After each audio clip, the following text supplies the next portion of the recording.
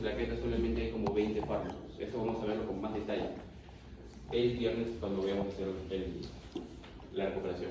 Lo que quiero que sepan, porque siempre les viene, y es el talón de Aquiles de la mayoría, el seminario 1 del mato de la serie blanca.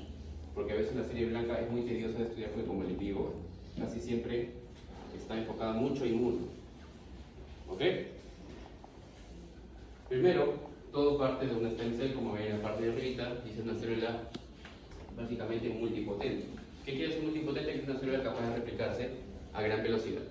¿Ok? Evidentemente por eso nosotros cuando nuestro eritrocito, nuestra plaqueta, nuestro glóbulo blanco ya está falleciendo, inmediatamente llega la nueva.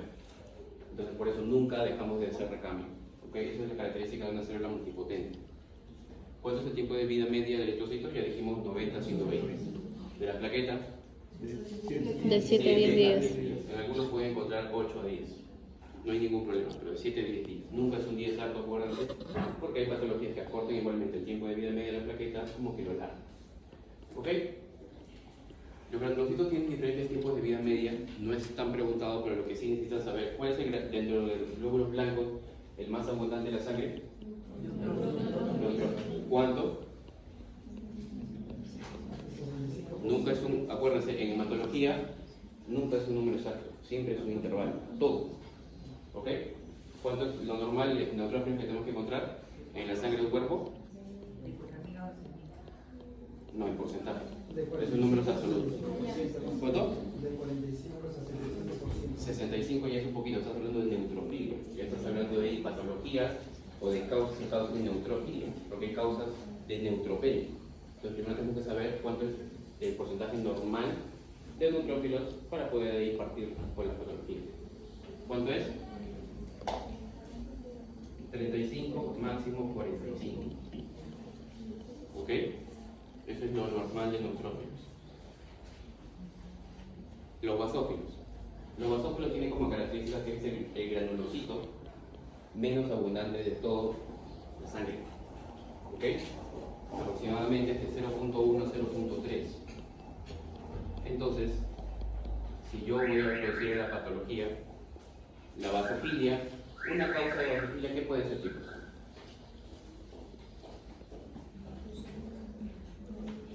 ¿Para qué me sirve tener basófilos?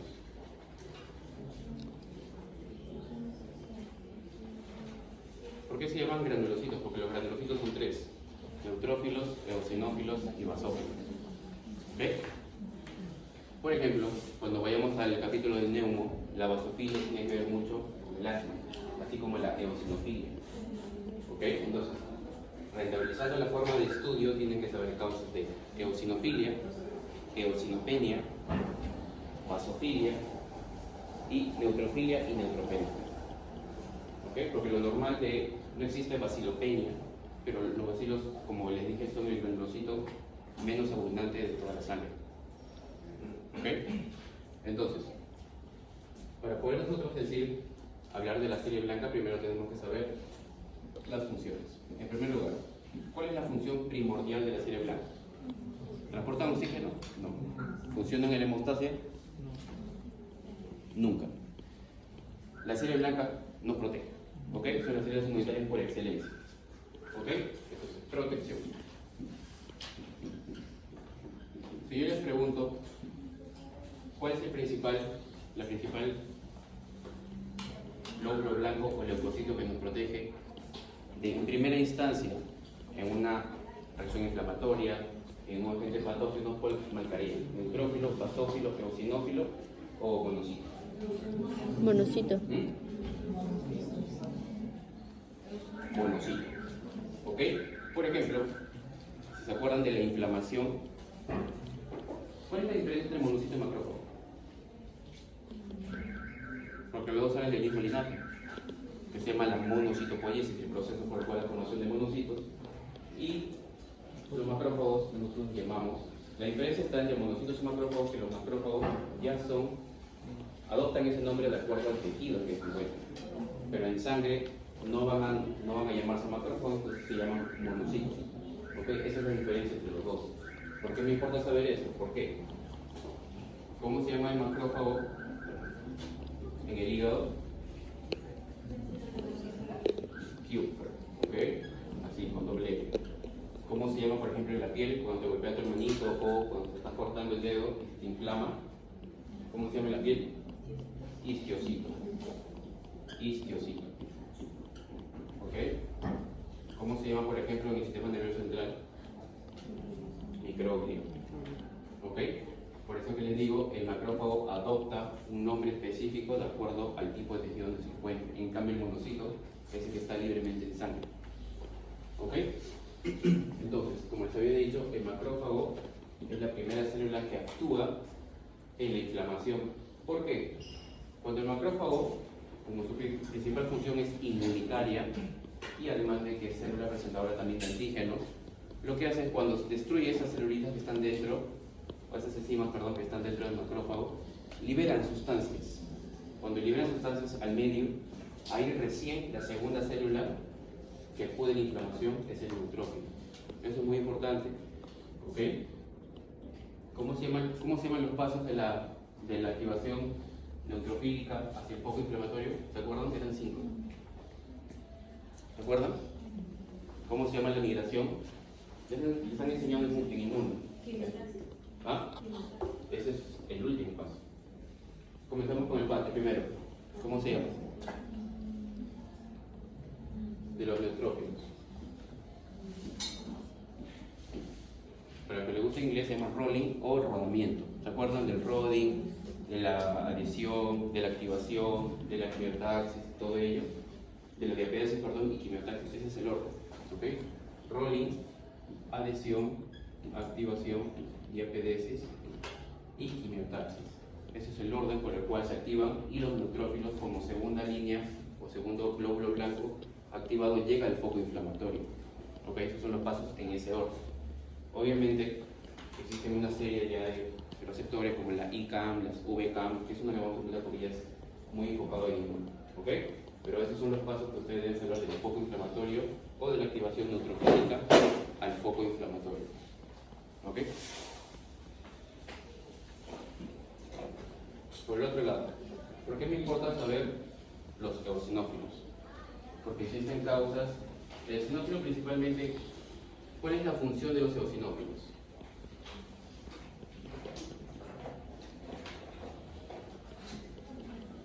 ¿Te acuerdas en tu clase de mato de... ¿Cuándo llevaron el mato ustedes?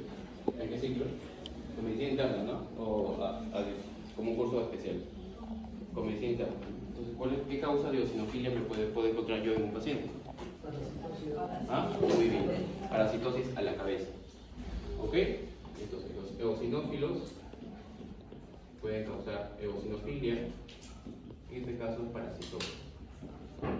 ¿Qué otra causa conocen ustedes? Ah, muy bien, reacciones alérgicas. ¿Qué más?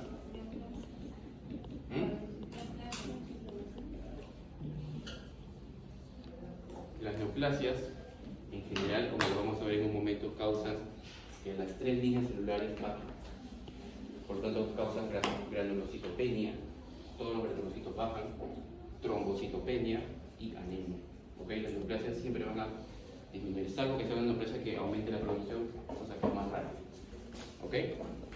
Igualmente, si causa reacciones alérgicas en el asma. ¿Ok? En el asma. ¿Qué parásito principalmente produce gran eosinofilia? ¿Se acuerdan? ¿Se acuerdan de parásitos? ¿Cómo? Es uno de los tantos, pero los que causan mayor cantidad de parasitemia. ¿Se acuerdan? ¿Ah? Es una causa, pero hay un síndrome, el síndrome del Lofre. Hay algunos parásitos que causan el síndrome del Lofre. ¿Se acuerdan de los parásitos? ¿Cuáles eran? ¿Ah? Muy bien, ¿qué más? ¿Se acuerdan de Strophyloides alveolaris? Muy bien, ¿se acuerdan del Xylostoma duodenale? También. Son algunos ejemplos del síndrome de Loeffler. ¿Ok? Para el que quieran leer, Loeffler. Con F. ¿Ok? Loeffler. ¿Sí?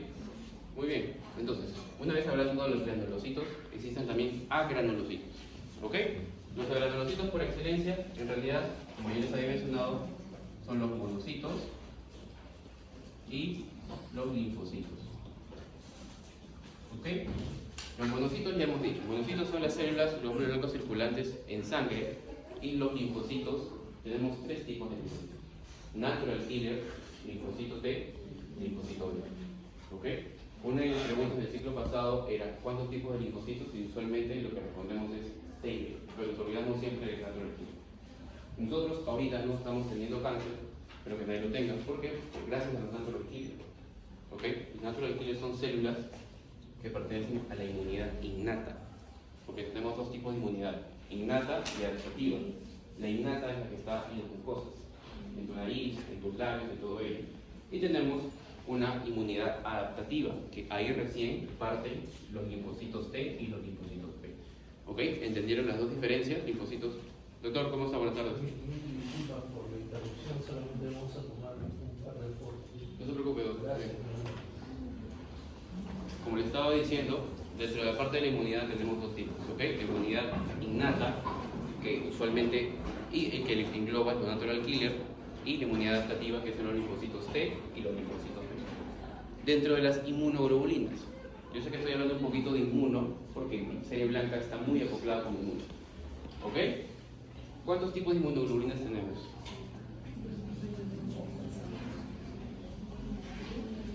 Cuando ustedes necesiten aprender sus criterios, tipos de inmunidad, etc., traten de usarlo siempre en neumotecnia, ¿ok? Juego en inglés significa in, y le añaden la D. 5 tipos de inmunoglobulinas, dentro de los cuales, ¿cuál es el más abundante en el cuerpo? La G. Por eso que está primero. La G. ¿Ok? ¿Cuál es el más grande? La M. ¿Por qué me importa saber que es el más grande? Porque, si se acuerdan y para los que están llevando gineco, o ya llevaron, existe una patología que se llama la eritropoyesis fetal. ¿Cuál de todos pasa la barrera placentaria? La G. Justamente la fisiopatología de la eritropoyesis es que justamente estos anticuerpos son los que cruzan la placenta y destruyen los glóbulos rojos. Y el bebé se vuelve...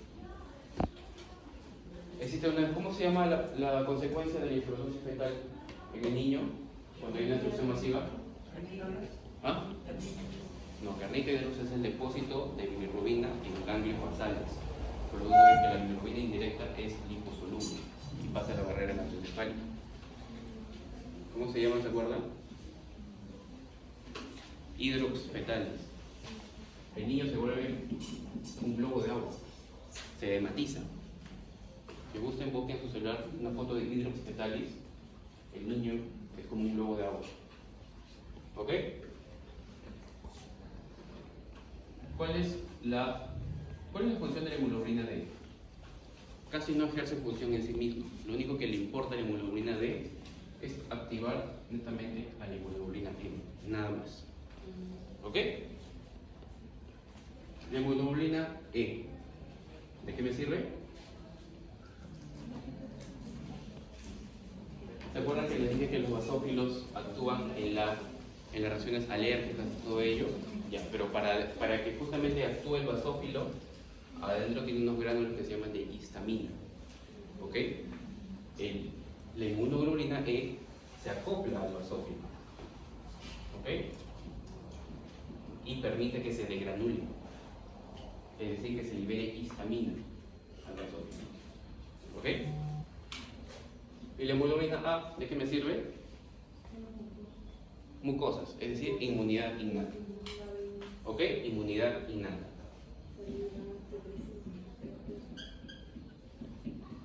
La M es usualmente la más importante porque la M es la que fagocita, la que nos protege y la que también activa el sistema de complemento, que es lo más importante. ¿Ok? Complemento. ¿Ok? Y la que ejerce función inmunitaria como tal. Esta es la más abundante, ¿sí?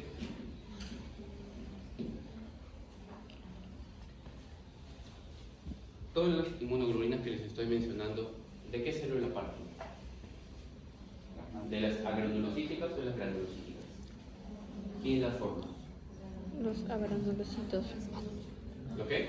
Agranulocitos. Agranulocitos, ¿ok? Todos parten del linfocito B, porque el linfocito B a través de una serie de reacciones quimiotácticas, quimiosinas, citocinas, etc., se van a diferenciar en células plasmáticas. Si en tu examen teórico, ¿cuál es el precursor de las inmunoglobulinas o de los anticuerpos? Marcas de frente célula plasmática.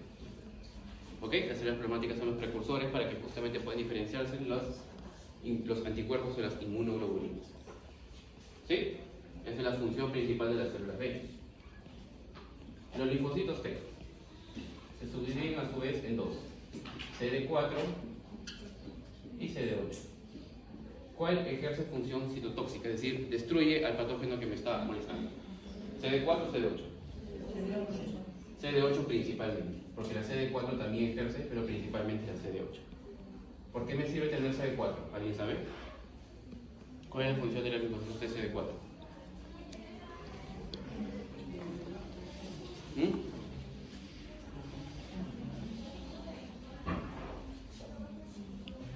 Incluso podemos hacer aquí puente con una patología. ¿Qué patología afecta a los linfocitos T CD4? VIH. VIH. ¿Ok? VIH. Averigüen qué función ejerce los CD4, por eso que los pacientes con VIH son inmunosuprimidos. ¿Ok? Hagan nexo siempre con ciencia básica. ¿Ok? Entonces, una vez hablando ya a grosso modo en realidad de la parte de las células blancas y las funciones fisiológicas que ejerce, necesitamos entrar de frente a la patología porque eso es lo que vamos a preguntar. ¿Ok? Pero primero hablar de las patologías de la célula blanca, primero tenemos que diferenciarlas en leucemias, linfomas, porque tenemos primero leucemias como de origen linfoide o mieloide, nada más existe. ¿Ok? Linfomas, porque están enfocadas al linfocito. ¿Qué quiere decir? Al T y al B, nada más, porque no hay un linfoma que involucre netamente los natural killers. ¿Ok? Y existen otras patologías de la serie blanca que se llaman síndromes mieloproliferativos que engloban a la serie mieloide. Primero vamos a hablar de las leucemias. ¿Ok? Como les dije, y si una de sus preguntas en sus exámenes orales, y para que le toque un caso de leucemia, tu primera pregunta puede ser: ¿cuál es la clasificación de leucemia? La clasificación de leucemia netamente es si sabes el origen: mieloide o linfoide. Mieloide aguda, mieloide crónica, linfoide aguda, linfoide crónica. Nada más. ¿Ok? Primero vamos a hablar de la serie mieloide.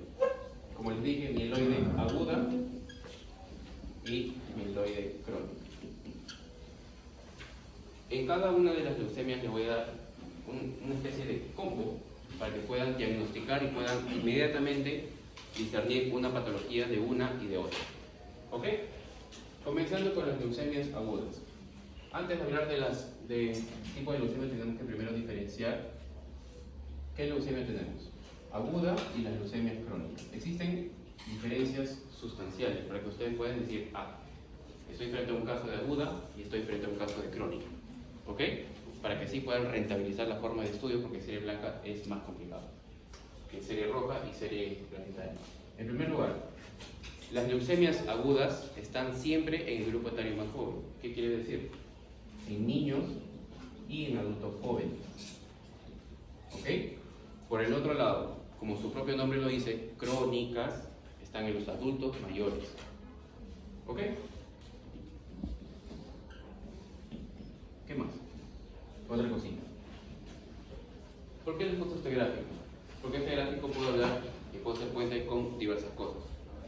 En primer lugar, bone marrow, para que lo que se dificulta un poquito en inglés, significa médula ósea. ¿Ok? Yo les hago una pregunta en su examen oral. ¿Es normal encontrar plazos en sangre, compañera? No. No es normal. ¿Ok? ¿Es normal encontrar plazos en médula ósea? Sí. Sí. Entonces, si tú ves en tu caso que te mencionan alguna palabra, blasto, que se te prenden las antenas, estoy frente a una patología. Pero si te dicen aspirado de médula ósea y encuentro blastos, ¿no es patológico o no? No. No lo es. ¿Ok? Eso es la diferencia entre encontrar un blasto en sangre y en médula ósea. ¿Alguien ha visto un aspirado de médula ósea? ¿De qué hueso lo sacan? ¿Saben? ¿Por qué sacan del esternón y por qué no sacan de la tibia o del brazo o del húmero? sacan, para los que tienen más de 20 años, le pueden sacar solamente de huesos planos, ¿ok? Del esternón o de la cresta ilíaca. Pero los que tienen menos de 20 años le pueden sacar de cualquier hueso. ¿Y por qué? Ya, porque usualmente cuando llegas a la época de 20 años, a la edad de 20 años, los huesos largos se vuelven grasa. ¿Ok? Entonces, lo que tú vas a aspirar va a ser mielofibrosis. ¿Qué quiere decir grasa? Y lo que te importa saber es estudiar la línea. ¿Ok? Por eso es que usualmente las pirámides óseas se lo sacan. Su asistente inteligente le puede ayudar a por tiempo, configurar una alarma o responder sus preguntas. Como les estaba diciendo, las pirámides óseas para poder estudiar a un paciente siempre es de huesos planos. Crestas ilíacas o esternón. Esa es la razón. ¿Ok? Entonces, ¿a qué iba con esto? Que las leucemias agudas, ustedes siempre lo van a encontrar con blastos mayor al 20%. Siempre. ¿Ok? Justamente ese es el motivo por el cual las patologías agudas o generan más síntomas, pero ahorita lo vamos a ver. En cambio, en las crónicas, los blastos es menor al 20%. ¿Ok? Por lo tanto, si hay más blastos en la parte de leucemias agudas, por lo tanto voy a tener más clínica. Y como les había dicho hace un momentito, la clínica de leucemias agudas es cuando las tres líneas están bajas. ¿Ok? Eritropoiesis, trombopoiesis y la serie blanca, granulocitos y agranulocitos. Entonces, compañero, ¿cuál es su nombre? César. Si yo estoy frente a una leucemia aguda y yo sé que me produce pancitopenia, la línea roja, ¿cómo se traduce clínicamente en un paciente? ¿Qué síntomas puede encontrar en un paciente que tiene línea roja baja? O anemia. Cansancio. ¿Cómo se traduce? ¿Qué te va a decir el paciente cuando llegue a consulta? Cansancio, debilidad, sueño. ¿Cómo? Solo César. Que se siente cansado. Cansado, ¿qué más? cansancio, Fatigado. bueno, fatiga, Debilidad muscular. debilidad muscular también. Ya. Principalmente, uno, disnea y todo lo que ha mencionado César, cansancio, debilidad muscular, se llama fatiga. No existe anemia si el paciente no se fatiga. El paciente te va a decir, doctor, al momento de peinarme me canso. ¿Ok? Entonces, toda patología que tenga disnea y fatiga, traduce en anemia. ¿Sí? En segundo lugar, Sangrado. la segunda línea, trombopoyética. Si baja, el paciente va a sangrar por todo. Principal signo de sangrado que yo voy a ver en las encías. ¿Ok? Gingivorragia. ¿Ok? Gingivorragia. Y en segundo lugar, si baja la línea o la serie blanca, sea granulocítica o agranulocítica, ¿cómo se va a traducir clínicamente en el paciente? Con infecciones recurrentes, sobre todo respiratorias. ¿Ok? Infecciones recurrentes. Lo que les he dicho, anemia, sangrado e infecciones recurrentes son síntomas productos de la pancitopenia. ¿Dónde voy a encontrar pancitopenia? En las leucemias agudas. Así de sencillo. ¿Ok? En cambio, las crónicas usualmente son asintomáticas, por algo se llama leucemia crónica. ¿Ok? Puede perdurar en el tiempo y el paciente está asintomático y jamás va a venir. ¿Ok? Entonces, como regla general, las leucemias crónicas son asintomáticas. ¿Sí? Salvo que en algún momento, como ya lo vamos a ver en cada subtipo de leucemia, estas se conviertan en agudas. Existen diversos factores que lo van a convertir en agudas, pero como regla general, las leucemias crónicas son asintomáticas. ¿Ok? Muy bien, entonces ya sabemos tres diferencias entre cada leucemia para poder justamente enfrentarnos a cualquier tipo de caso de leucemia. ¿Ok? Espero que no sea un evento canónico al momento de proyectarles una pregunta en leucemia. ¿Ok? No se les pongan los ojos blancos, no se la gente no vuelva a hacer taquicardia, a sobarse las manos cuando tenga algún caso de leucemia. ¿Sí? Porque ha sucedido el ciclo pasado. La gente se quedaba en blanco cuando estaba enfrentando a una leucemia. ¿Por qué? Porque a veces la serie blanca es un poquito difícil de estudiar. ¿Ok? Entonces, para hablar ya de las leucemias específicamente agudas, tenemos, como les digo, de serie mieloide y de serie linfoide. Primero vamos a hablar de las mieloides. Tenemos mieloide aguda y mieloide crónica. ¿Ok? Las leucemias mieloides agudas. ¿Cuál es el combo que yo tengo que saber para poder enfrentarme a un posible caso de leucemia mieloide aguda? Adulto joven. Adulto joven, más clínica de pancitopenia, más blastos mayor al 20%, más, ¿me siguieron hasta aquí? Sí. Aquí, adultos jóvenes,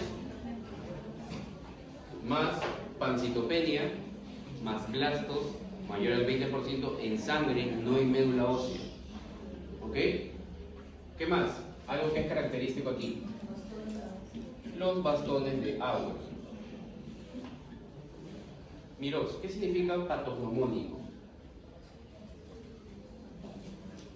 ¿Has escuchado alguna vez o leído cuando alguno de tus textos de medicina dice patognomónico? ¿Qué quiere decir eso? Solo Miros.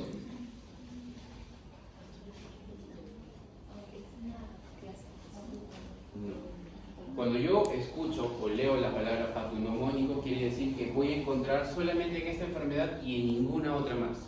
¿Ok? Entonces, en el caso que te coloco, te digan bastones de Auer, a ojo cerrado, leucemia mieloide. ¿Ok? Estos bastones de Auer no voy a encontrar en ningún otro tipo de leucemia. ¿Sí? Eso significa patognomónico. En la parte crónica. ¿Cómo? El que estamos ahorita, mieloide agudo. Mieloide agudo. Ahora vamos a pasar a la mieloide crónica. La mieloide crónica cambia un poquito el combo.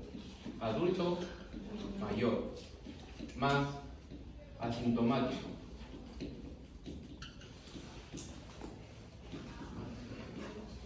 Más blastos menor al 20%.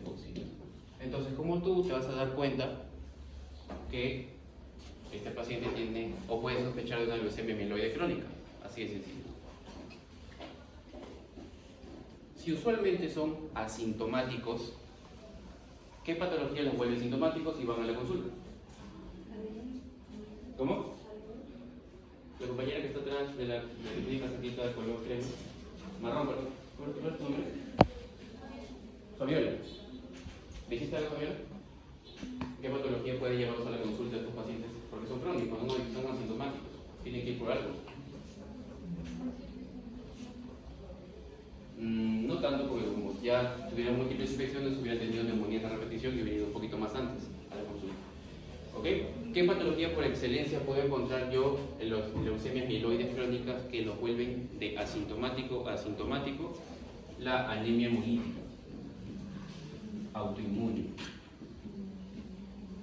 ¿Ok? La anemia hemolítica autoinmune los vuelve de asintomático a sintomático. ¿Ok? Y como seguro ya tienes tu resumen de serie roja, yo sé que has estudiado anemias. Compañera, ¿cuál es su nombre? Shirley. ¿Cómo tú puedes detectar a un paciente o pensar inmediatamente que tiene una anemia hemolítica en un paciente? ¿Qué clínica puede tener? ¿Será igual la disnea que la anemia progresiva? ¿Cómo puede ser la disnea, Shirley?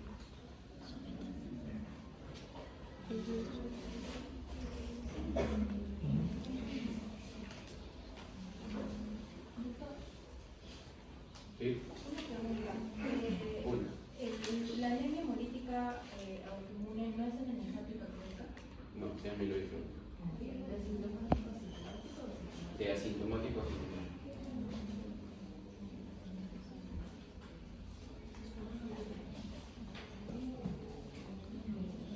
Bien. La diferencia radica en la disnea súbita, ¿ok? Cualquier paciente que tú sospeches que tiene síntomas de anemia, pero es una disnea súbita, inmediatamente es una anemia hemolítica. ¿Ok? ¿Qué prueba laboratorial me permite a mí diagnosticar ello? PUMS. El PUMS.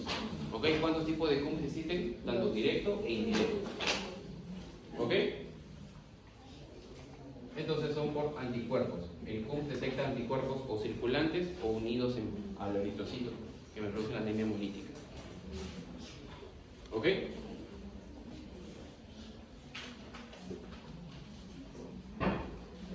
¿Cuál es tu nombre, compañera del fondo? ¿Que me preguntó? Sí. Alejandra, gracias por tu corrección. Lo que estoy hablando es de linfocítica crónica, no es de mieloide crónica. Lo que le estoy diciendo ahorita, y le voy a decir de mieloide crónica. ¿Ok? Es igual. Adulto que tiene blastos menor al 20%,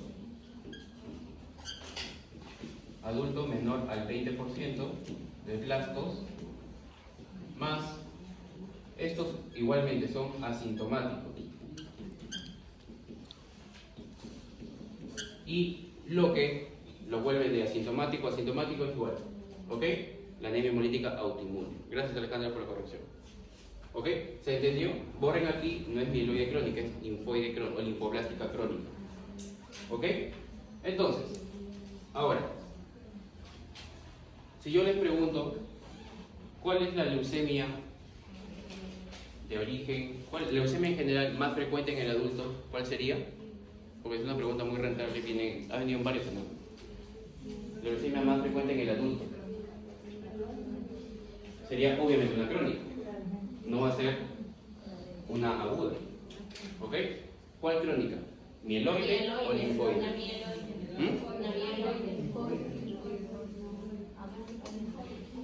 ¿Con cuál se queda? Por aquí dice mieloide, por ahí dice linfoide.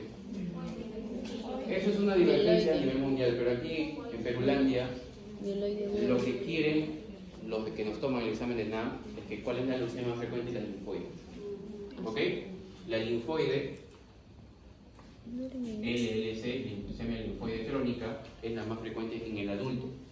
En el adulto mayor, mieloide crónica. ¿Ok? En el adulto a secas. Es una pregunta que vino en el NAM creo que de 2014. Si preguntan serie blanca, preguntan menos, por eso que le dije, el rentabilizar el estudio es 60-30-10, serie roja, serie planetaria y serie blanca. Usualmente, por eso es que le puse la diferencia entre leucemias agudas y crónicas, saber el grupo etario, los blastos y la clínica. Con eso puedes sacar cualquier tipo de leucemia.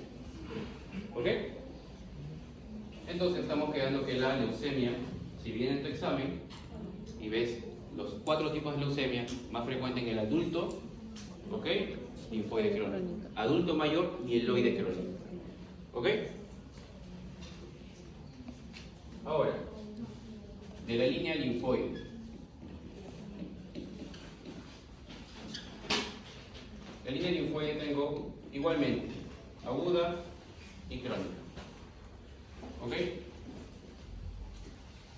¿Cuál de las dos creen ustedes que es más frecuente en los niños? Igualmente, ¿ok? Es una pregunta también muy rentable. Es incluso la pregunta más frecuente que la leucemia más frecuente en el adulto. ¿Ok? La leucemia más frecuente en el niño es la leucemia linfoblástica aguda. ¿Ok? Linfoblástica aguda. Entonces, evidentemente, tengo que colocar en mi combo para poder yo identificar una leucemia linfoblástica aguda lo siguiente. ¿Ok? Niño más blastos mayor al 20%, más clínica de pancitopenia. Y aquí algo característico, que quiero que lo sepan, porque es un dato epidemiológico o un antecedente muy importante de leucemia linfoblástica aguda, para que lo puedan sacar inmediatamente, es el síndrome de Down. ¿Ok? El síndrome de Down, como ustedes no saben mucho genética, pero con seminario 2 sí. El síndrome de Down tiene entre 5 a 10 veces más la probabilidad de desarrollar leucemia linfoblástica aguda, solamente con ese antecedente de síndrome de Down. ¿Ok?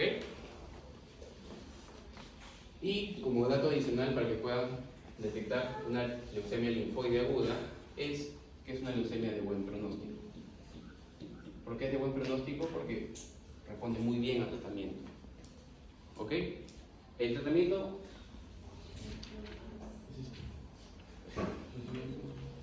¿Esto es ustedes? No.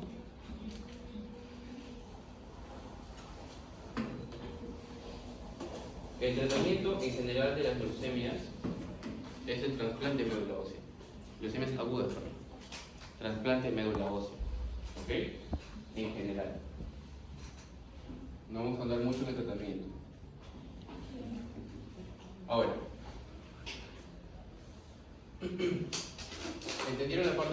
linfoblástica aguda porque sí. ¿Qué leucemia? Yo les voy a preguntar linfoblástica aguda. Porque es lo que viene en los exámenes, es la más frecuente y lamentablemente cada vez más frecuente en los niños con leucemia. ¿Ok? Menores de 5 añitos tienen leucemia, menores de 10 años tienen bastante leucemia. ¿Ok? Y ¿qué clínica, además de pancitopenia, pueden encontrar en los niños que ustedes sospechen de leucemia? Leucemia linfoblástica aguda. Rentabilizando un poco más el tema.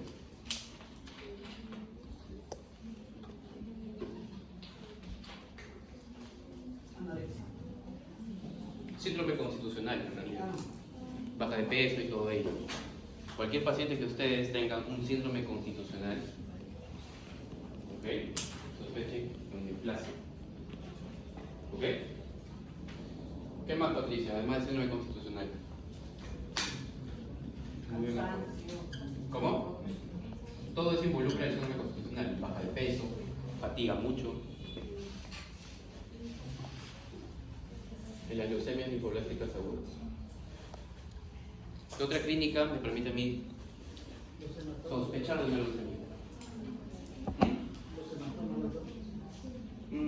Eso es parte de la clínica de pancitopenia. Además de la clínica pancitopenia.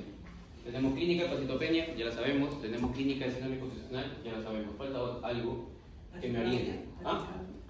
Es parte de una respuesta fisiológica del cuerpo frente a la anemia. Entonces es esperable que tú al momento de poner el saturómetro tenga más de 100, que es totalmente normal. ¿Qué otra cosita? ¿Alguien sabe?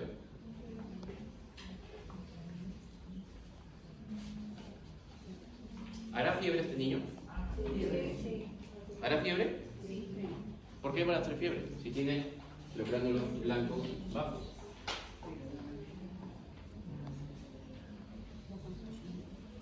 Y el pasado fisiopato, ¿no? ¿Cuál es el mecanismo por el cual cuando da fiebre? ¿Qué interrutinas van a qué parte del hipotálamo?